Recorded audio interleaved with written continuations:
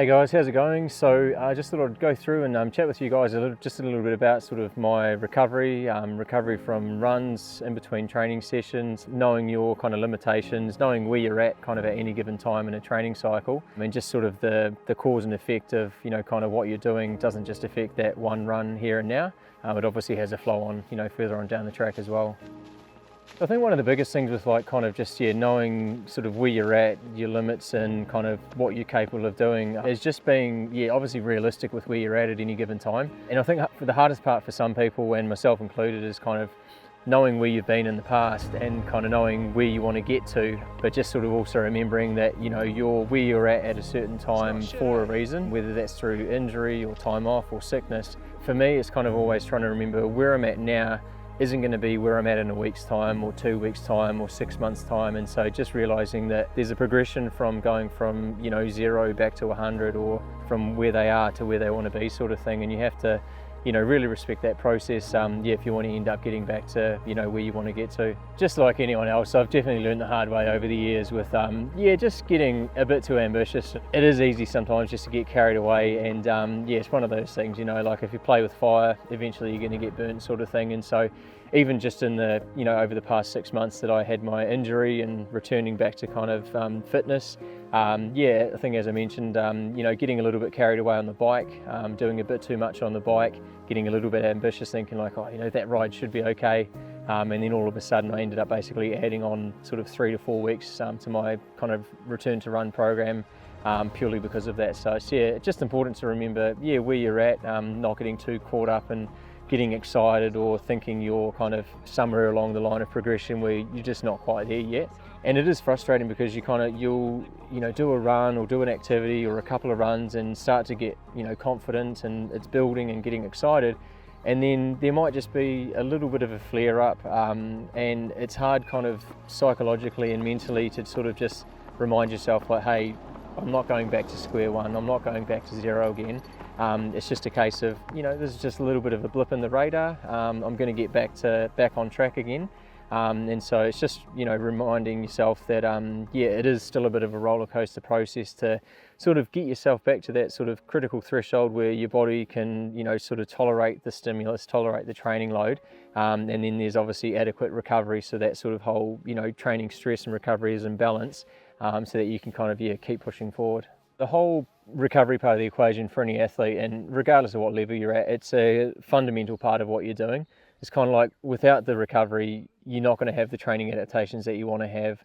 Without the recovery, you're not going to bounce back. You're going to end up getting, sort of high levels of fatigue, to a point where, running's just going to get harder and harder. Injuries start to creep in and things like that. And so some key kind of parts of recovery, it's often, to be honest, like the really low hanging fruit that a lot of people sort of seem to, kind of lose contact with in wanting the latest bells and whistles, massage gun or this treatment or that treatment. And so one of the biggest things for recovery is just sleep, like getting enough adequate sleep, aiming for that, 7 to 8 hour magical kind of number, and just, giving yourself the recovery that you're needing from your training sessions and from your day to day. Because obviously, like our days aren't just go out and go for a run and that's it kind of thing, having other jobs and families and other stuff going on. So it's kind of just making sure that overall kind of bigger picture and, sort of the equation is just balanced, because otherwise, it just gets offset. And then for me, and I mean, a lot of people, is probably just the whole nutrition and fueling part of the equation.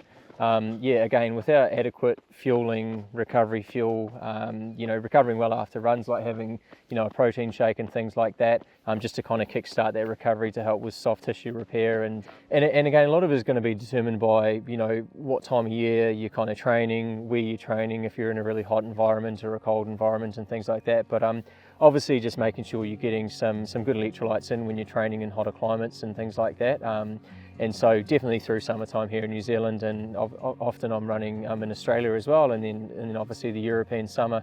And so just making sure that I'm getting some, good electrolytes in, during training and sometimes during the day as well, just to sort of be, adequately kind of staying hydrated throughout the day. And then obviously, you know, fueling just in general.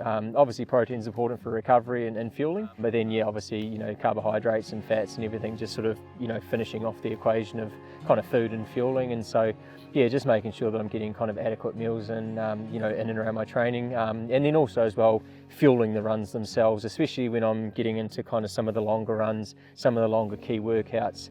I'll be taking, you know, some of the NAC gels or the waffles, the purees and things like that, just to make sure that I'm, you know, getting enough in on those runs, so I can, yeah, feel good during the run. But then also as well, if I've fueled well during the run, I'm going to recover better after the run, which is then going to mean the training that kind of follows that is going to be a lot better because of it. The third part of the sort of recovery process is kind of that active recovery where you're kind of actively doing things to help recovery, to kind of look after your legs, to look after your muscles and things like that. And so things like obviously you're doing things like foam rolling, using a trigger point ball to get into kind of any key areas, using massage sticks and things like that as well, really important things. And it's kind of some of those things that you can do that are, you know, it's relatively inexpensive once you kind of have the initial outlay of getting a foam roller, getting a trigger point ball, and then you've kind of got it and you can use it whenever you want to use it. And I find for myself that if I can sort of be religious with using the foam roller, using the trigger point ball, it just normally keeps me out of the physio's office, which is always a good thing, not needing to kind of see a physio to fix a niggle or to have some kind of, you know, kind of high level of treatment. Yeah, I think there's probably two things that I kind of wish I had have either known more about earlier or gotten onto earlier. The first one just being mobility in general. I'm a very stiff person at the best of times, and so yeah, I'm now realising the benefits of, you know, doing mobility and doing a few kind of, you know, stretching and you know, kind of mobility sessions and stuff. So we are at IHF here in Christchurch, so I spend quite a bit of time here during the week, yeah, coming in here and doing my strength routine. A lot of the exercises I'm doing at the moment are pretty general. A lot of them have been machine based for the last little while, just to sort of isolate and target specific muscle groups, and for me without sort of activating my core too much. By doing it this way to fatigue rather than going super heavy with weights and lower reps, if we do lower weight and longer repetitions, generally there's less DOMs for the following day's training. It's not always the same kind of purpose for coming in. Sometimes it'll be just purely a recovery session, so it'll be doing some foam rolling and stuff, and then yeah, using the sauna and cold plunge. You know, coming in here, I just had to, you know, get stronger and you know, stronger than I've ever been before, because that was a big part of the reasons why I had the injury in the first place. And then now, as I'm finding, I'm, you know, really consistent in the gym now, so I'm definitely getting through the runs I'm doing a lot better. And despite my cardiovascular fitness obviously not being where it quite needs to be just yet, you know, when I am out in the mountains and hiking up big mountains, I'm actually feeling quite strong. So it's quite exciting to think that I'm going to be soon able to combine the, you know, the strength that I've got from the gym, and then the, you know, cardiovascular stuff from, you know, running and training in the mountains, and combining the two together to hopefully do well at trail running races this year.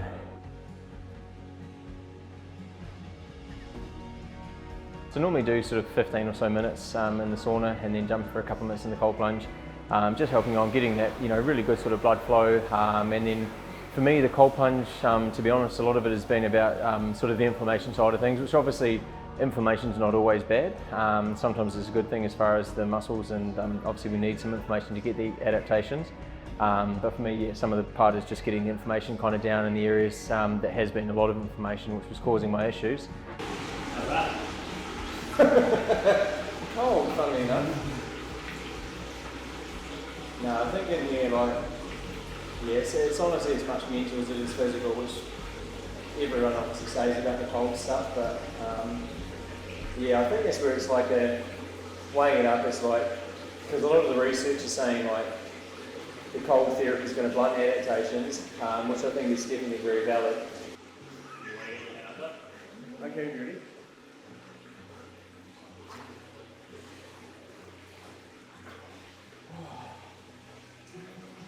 Hopefully that gives you guys a bit of an idea around recovery and fueling and things like that. So if there's any other questions that you guys have on recovery, nutrition, definitely drop a comment below. But otherwise, we'll see you guys next week.